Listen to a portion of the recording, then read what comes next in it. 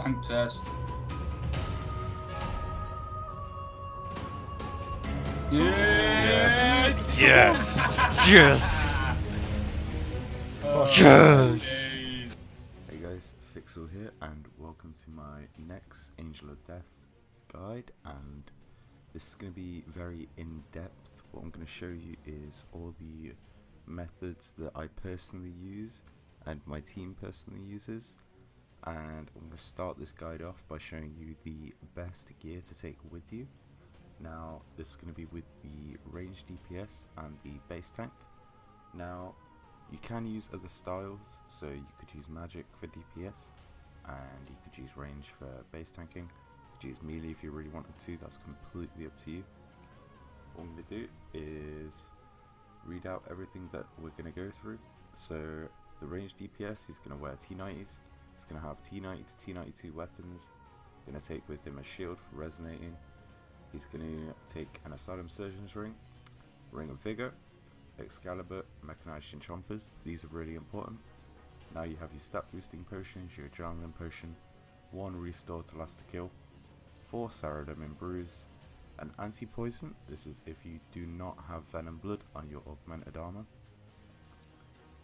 Next we have a adrenaline and aggression potion and a weapon poison. Now the aggression potion is really important. We'll get into that when we do the in-depth guide. For the base tank, we're going to have a full T90 setup, T90 shield, and an arcane shield. This is personal preference. Again, this is completely up to you. This is reducing damage. This is why we have so many restores. The extra bruise, you don't have to take all those with you, but this is until you get comfortable. I'd recommend this amount of runes.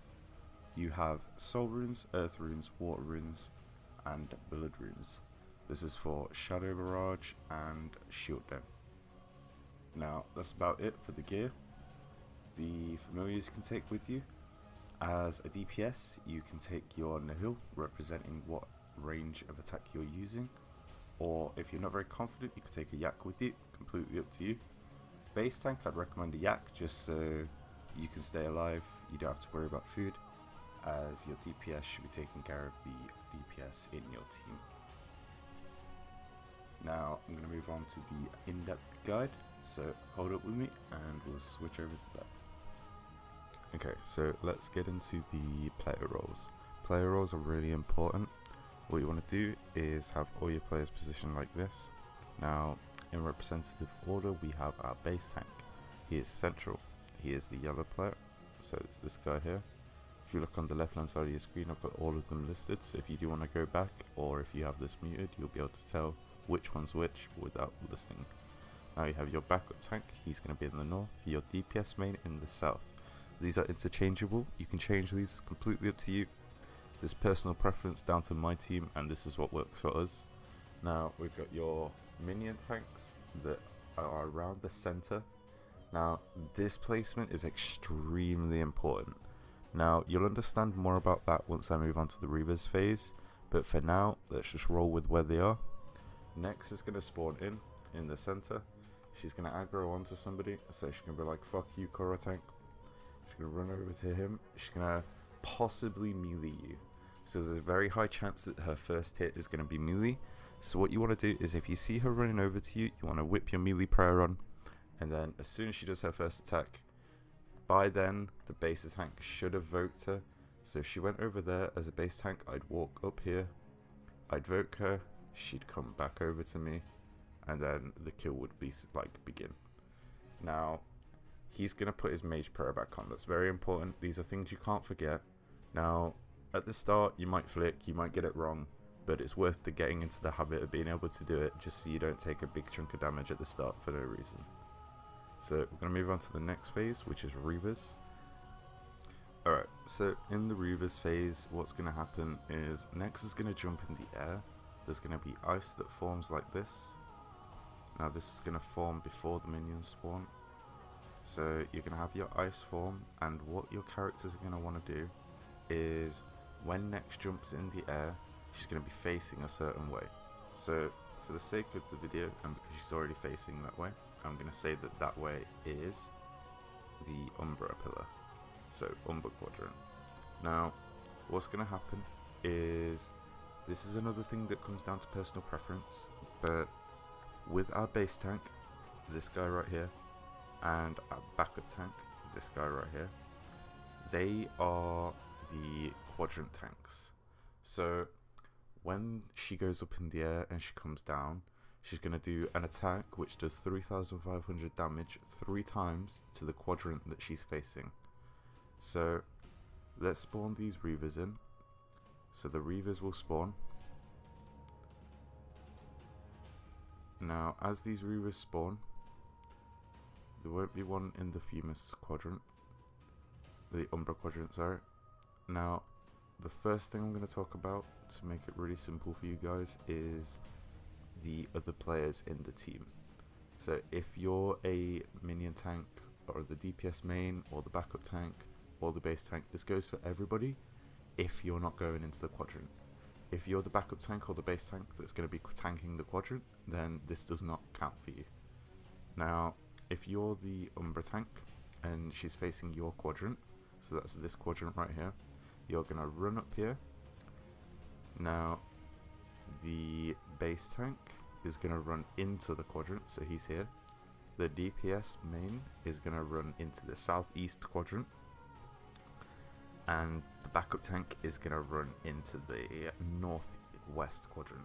Sorry, that was the southwest quadrant. Now that means that we have 2 players each quadrant and 1 base tank in the main quadrant that takes the damage. Now before I get into what the base tank should do, I'm going to tell you what happens with the Reavers, what their mechanics are.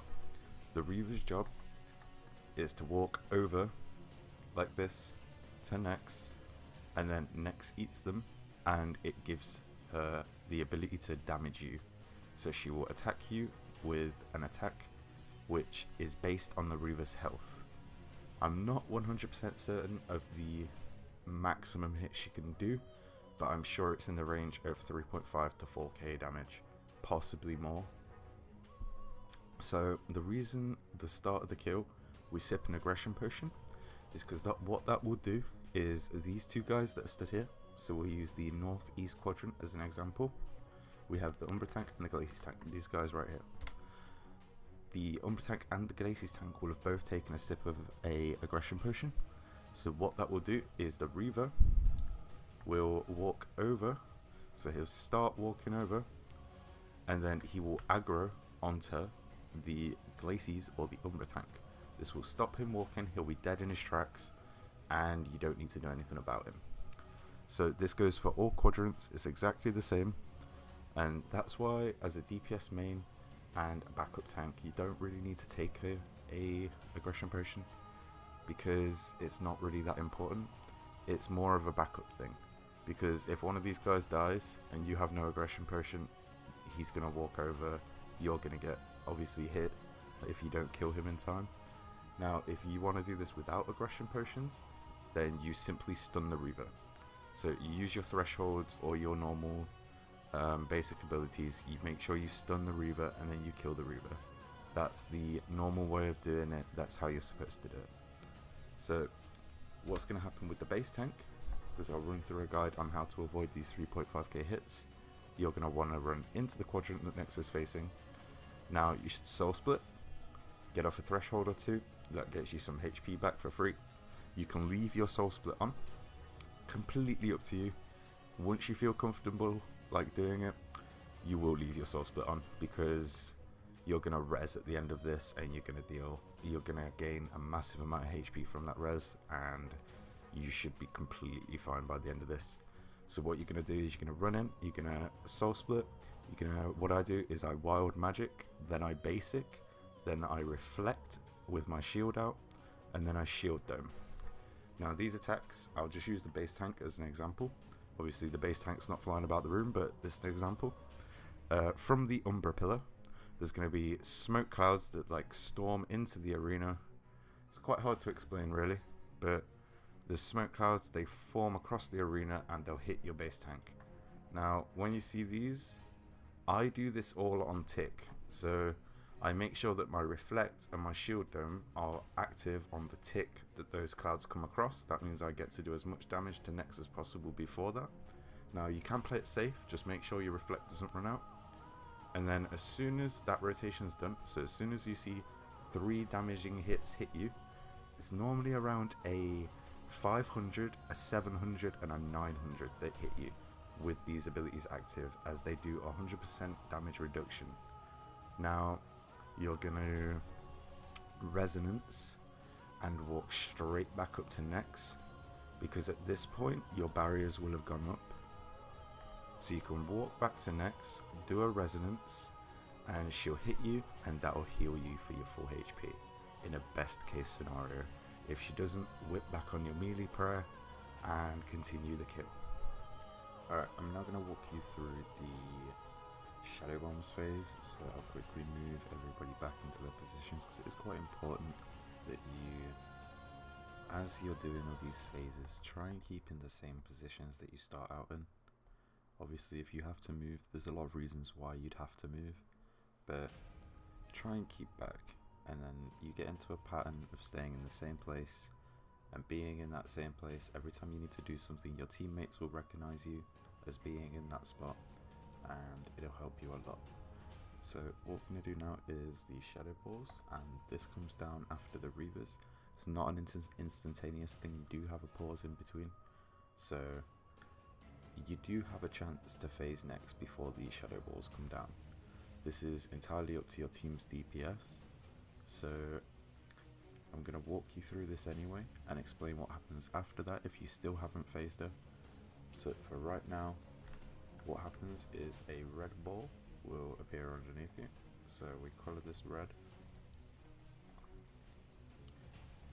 and we'll use the base tank, the backup tank, sorry, as an example. And what's going to happen is it's going to form on top of the backup tank.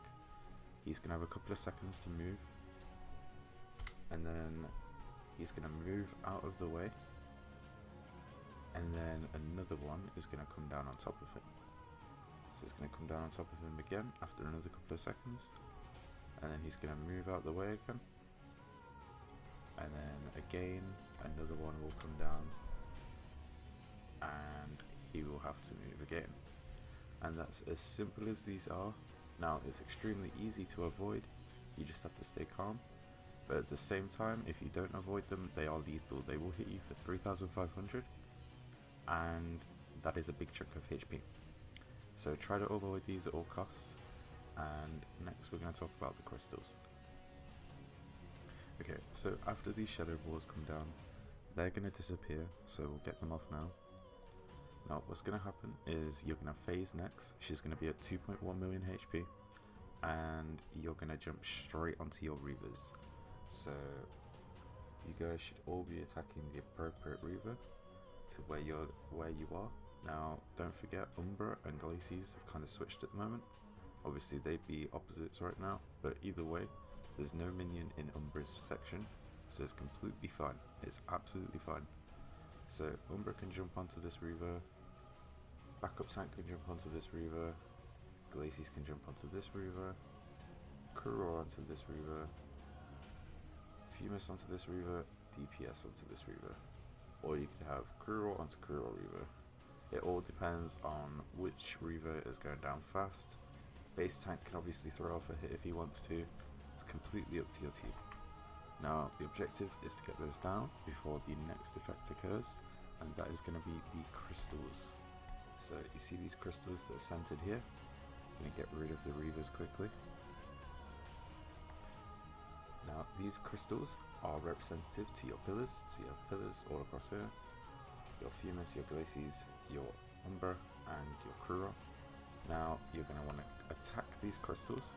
Now it's very important that you save your thresholds for these crystals if you aren't confident in your damage capabilities, because you have to do 50,000 damage before its adrenaline bar runs out. Its bar is just above the health bar, so get that down as quickly as you can. If you are close to this when it spawns, so I'll do a quick example. Let's get our Fumus tank. If he runs over here, as this spawns in, then he's going to get dealt 4k damage. That's very bad, which is why we stay in these positions. So you stay in this position, you don't get hit by the blast radius, you DPS the crystal, you get the crystal down as soon as possible, and that's about it. Now for the backup tank, he can go on these two crystals. So we have our representatives, so we have our team. Let's quickly switch these around because they are on opposites at the moment. So what's going to happen is Glacies is going to jump on the Glacies crystal, Umbra onto the Umbra crystal, Fumus onto the Fumus crystal, and Kuro onto the Kuro crystal. So you're going to have 4 players each attacking a crystal. Now your DPS can jump on either of these, whichever he sees is the highest HP, and likewise with your backup tank can jump on either of these. Now your base tank, because he's central, can hit off a hit on every single crystal if he wants to. A basic, a threshold, anything that helps out, just to get those down, make sure all the crystals are down, and once they're down, we're going to have our minions spawn. Now, I'll talk you through that in a second. Let's just get rid of these crystals. Alright, so in killing your crystals, you have effectively half the HP of your minions, which are about to spawn. Now, they do spawn on the tick that the crystals go down, or just after. So they're going to spawn in, their quadrants. So you have Umbra, Glacies, Kuro, and Fumus. Now, what you're going to do is something that a lot of teams do not do, and a lot of teams do. Now, this works quite well for my team, so I'm going to suggest this, and you can make your mind up on whether you like it or not. What's going to happen is you're going to get your Umbra tank. He's going to surge straight across the arena, and he's going to land on top of the Kuro tank. Glacies tank surges across, lands on the opposite side. Kuro tank surges across, lands on the opposite side. Fumus tank surges across, lands on the opposite side. Now all your minions, all your minions effectively are going to land in the center. Now if they don't, you can walk them a little, move them to where they are supposed to be. As long as they are in AoE range, it's perfectly fine. So you have all your minions central. Now, one thing to note quickly is that the previous attacks, the Shadow Bombs and the Reavers, do continue. By phasing her at 2.1, that doesn't stop those attacks. So you have to be wary of those, and you have to be on point, because if that comes down, so what can happen is ice will come down. That'll be the first attack that happens. Let me find this quickly for you. So the ice will come down, your Reavers will spawn 1, 2, 3, and then you're going to end up running. Let me find Kuro. He's going to end up running up here. Now his minion is going to end up running somewhere else. So his minion might decide to go over here, and that's not good, because at that point, when he's up there, he's going to be out of AoE range. That means you would have to walk him back. So you would go back down here, and he would follow you back down, hopefully. This is best case scenario. That doesn't always happen. Now, to avoid this, you're all going to jump on necks again. You're going to forget that the minions exist, and you're going to jump on necks. Now, by forgetting they exist, you can still use AoEs. So you can use your multiple target abilities and damage necks and the minions at the same time. This drastically reduces how long it takes to phase necks and kill the minions. So that's why we do it this way, instead of killing the minions individually, as that would take a lot longer.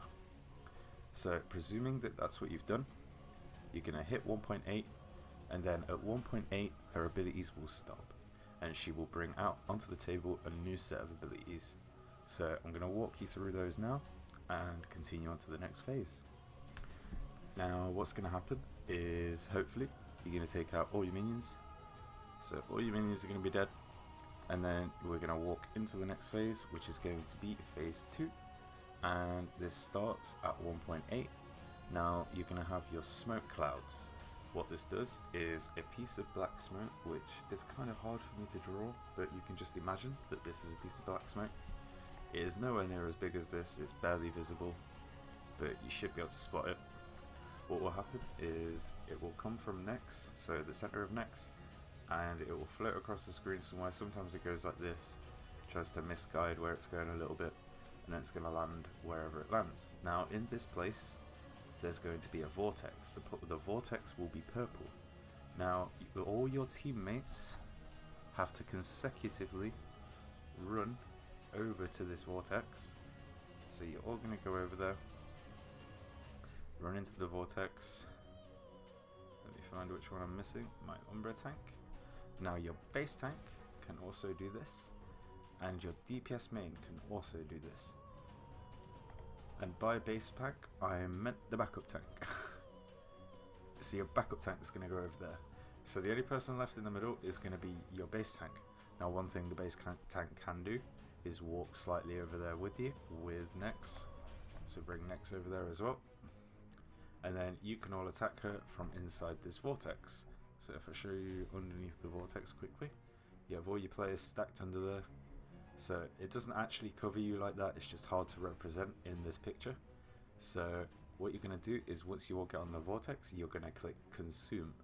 Now what this does is it spreads 14k damage between all the players that are stood inside of the vortex. Now let's say that's 6 people, that's going to be considerably low. It's going to be around 2k, maybe 2.5k. If it's 6 people, that's going to be your damage, but if there's only one person in there, it's going to insta-kill him. If there's 2 people, 7k hits. So you see where I'm going with that. Very important that you do this phase correctly. Now, the second attack is... Go back a bit, sorry about the flashing, not sure what that's about. The second bit is the ice prisms. So it says ice begins to form around your feet, locking you in place. Now what you can do is it'll form around your feet like this. You get a rectangle tool, let's do it on glacies. Forms around your feet, you can free them. So who did we just do that on? Glacies. So you can free them, you can run away. Oh, sorry. You can free them, you can run away, and then the ice prism will follow you. So what happens is it will come up, it will spike through the ground, you'll be stunned, and then you will take consecutive 2k hits. Now if you, for say, ran back over here and you stood right next to this guy, you're going to get hit 3Ks instead of 2Ks. Now you're going to get hit this 6 times. So if you're stood next to this guy, you're not going to be able to out-eat that. It's very difficult to out-eat the 3Ks. So you want to be away from people so you can out-eat the 2Ks. Now the next one we have is our smoke trails. So let me get rid of this quickly. Now what's going to happen is it's going to be something like this. This is what your smoke trails are going to look like once you've placed them. So what's going to happen is it's going to say Nex begins to draw smoke from the east or north of you. So if she's drawing smoke from the north, it's going to look like this. Now what's going to happen is you're going to run over, let's say it's Glacies again, who's getting all the attacks today. So you're going to run over here. Now at this point the smoke won't be up, so it's going to look like this. You're going to run over, you're going to get out of range, and by out of range you should be at least 2 steps away from your closest player. So 1, 2, yeah? And then your smoke is going to spawn in on top of you, so it's going to be on top of you, and you should run out of there. Now once you get used to the spawn times on these, you can learn when this is going to spawn on top of you, but for the sake of this guide and simplicity, it's best just to presume that you're going to take some damage. So the smoke will spawn on top of you, run away. Now if it's from the east, it's going to be exactly the same, except your smoke will be from the east. So you're going to want to run out of the way of these 2 players here. So 1 to 2 steps away from those, and then it will spawn on top of you and you run away. Very simple. And the reason we do the smoke so close to our players is so that if I spawn the smoke here, I can still attack next in this range. It's not stopping any damage from the team, and it carries on the phase much quicker than if you ran across the whole area. Now, those are the 3 special attacks of this phase, and that is all that happens until you reach 600k. So, on the border of 600k, you should be very, very careful, because if Nex decides that she's going to ice somebody, and when somebody gets ice, she's going to scream, "You stay." This is very, very, very important. If she screams, "You stay," and she's around 631k HP, you all should jump off her. You should all attack the crystal that the player is iced in, because this means that he has less chance of being under the shadows in the next phase, which I'll tell you about.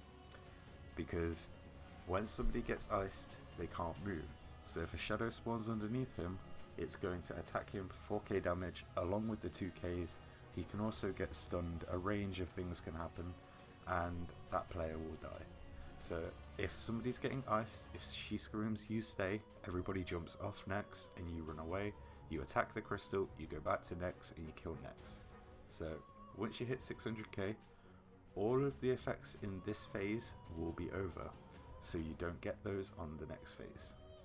So I'm going to talk you through that now. Okay, so on this next phase, we have 3 other attacks that can attack you. Sorry, 4 of their effects. What's going to happen is you have shadow traps as soon as this comes down. So as soon as she hits under 600k, she's going to phase, she's going to go on to the next section, and what's going to happen is you're going to have little black shadows that spawn under your feet.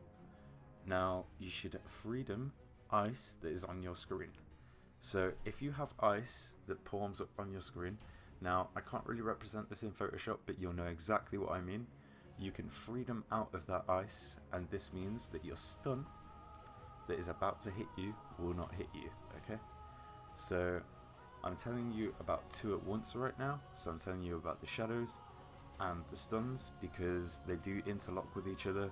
Because if you're about to get stunned while you're on top of a shadow, it's very dangerous. It's very dangerous. You get hit a lot of damage. So as soon as you enter this phase, you want to anticipate, run over to your Umbra. So your Umbra pillar over here. So you can have all your players run over, and you want to go as close to this pillar as possible.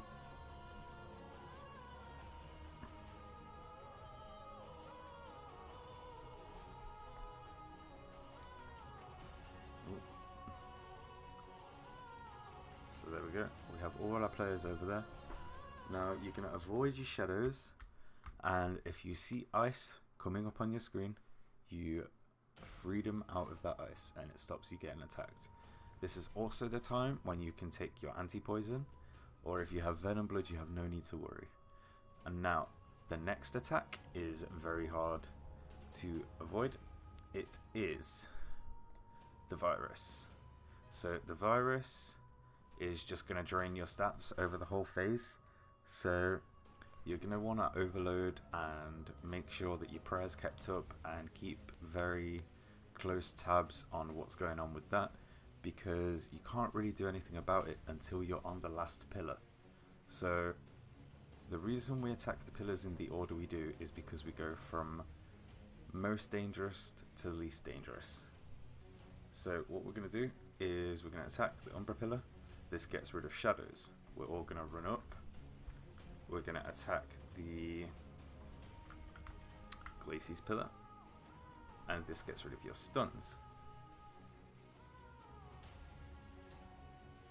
Now the next one, okay, so the next one is going to be Curo, and what his pillar does is heal Nex over time, so it's quite important you get this one down quickly. Now the last one is the virus that I was talking about.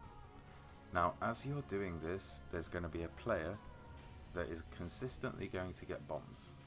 So what bombs are is you'll get a little adrenaline bar above your head, and you have to run to the center. Now in the center on this phase there will be a circle like this. So this will happen at the start of the phase. I'm just trying to get as clear as I can with all the different attacks that happen in this phase, instead of throwing them all at you at once. So you're going to have bombs that you'll have an adrenaline bar, you have to run to the center, and then once you've run to the center, you're going to have another adrenaline bar pop up and you'll run south. This is presuming that these pillars, this pillar here, this pillar here, this pillar here, and this pillar here, you're going to go anti-clockwise. So that means your bomb placements should be anti-clockwise. So you're going to start from the south and work your way round like this. So each player will have one bomb each.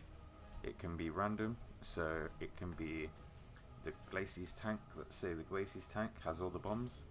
So, oh sorry, that's the Crew Raw tank. So the Crew Raw tank is being unlucky today, and he's had 3 bombs in a row, so he's run up and down, run up and down, run up and down. And then there's 3 bombs in the south. Now, as long as you're careful with your placements and you don't fuck over your teammates, everything's going to be fine. You'll have no problems whatsoever. So just make sure that everything's just as clean as you can possibly get it, really, because this whole phase is about being clean. I can't really put it in any other way. Now, with your base tank or your backup tank, it depends who has next at the time, he's gonna run to the opposite pillar that you guys are at with next, and this is gonna happen every time. So he's gonna get next as close as he can to him, and he's gonna run to the opposite pillar. So this means that her mage attacks aren't gonna attack the guys that are stood right here. So they have to be right next to the pillar. So I don't know if you've heard of the word DD, but they have to be not DD, MD. They have to be MD with the pillar. So what he's going to do is going to stay up here. Now, once you've taken out all the pillars, you're going to have your base tank run back to the center. So he's going to jump over there, and then all your players are going to consecutively run back to the center. So get all of these guys, they're a bit spread out right now. There you go. Got your backup tank and your DPS mate. So you're all going to run back to the center and attack next. Now, the only attack that she will do on this phase is the bombs. So the bombs from the previous phase are all she will do. She will start at 600k, as you haven't been attacking next for this whole phase, you've been attacking the pillars. So she's going to start at 600k or more, because the Crew Raw pillar heals her. So progressively over time, depending on how fast you do your pillars, she could be healed. So what you want to do as a DPS in any circumstance, so all 6 of the other players, now your base tank can join at this point if he's got a lot of food left, or your backup tank if he's got a lot of food left. You're all just going to want to pop your ults down, get next down as quickly as you can, run your bombs, and then it's kill over. And congratulations, you got your first kill. I hope I covered all of the aspects of the kill and that was enough information, but what I am going to do is split up all these clips and make sure I have put in all the information, and if I haven't, I'm going to re-go back over it and place everything in. So what I'm going to do after is show you a full kill from my perm team, so using the methods that I showed you in this video, and hopefully you get an idea of everything that you need to do. And I know that this has been a long video, but in all honesty, I've been to a lot of next kills. My KC is around 422 right now, and I think the method is everything really, because it doesn't matter how good a player is, it doesn't matter what weapons you have, it doesn't matter what armor you have to a certain extent. Obviously, if you're starting to use Bandos and you're using an Armado God Sword, then you're not going to be able to do anything. But the method is everything, and knowledge is power. So the more you know, the better you're going to be. And if your team just wants to start getting smooth kills, starting this method, then just give it some time. Make sure you adjust, make sure everybody on your team has watched the video, or you have told them exactly what they need to do, because each role is as important as the other. So it's very, very important that you all know what you're doing, and then as soon as you have that synergy between each other, you have no problem getting kills. And that's about it really. That's all I can really tell you from a Photoshop perspective on actual strategy and guide. So I'm gonna put you straight into a next kill, and I'll probably leave the audio in there as it's quite funny sometimes, so we'll see what happens, and I'll see you on the next video. This has been my first video. I hope you enjoyed the guide. If you did, give it a like, give it a comment, and really appreciate a subscribe. It's a brand new channel, so we'll see what we can make of it. This has been Jay. Thank you very much, and I'll see you next time.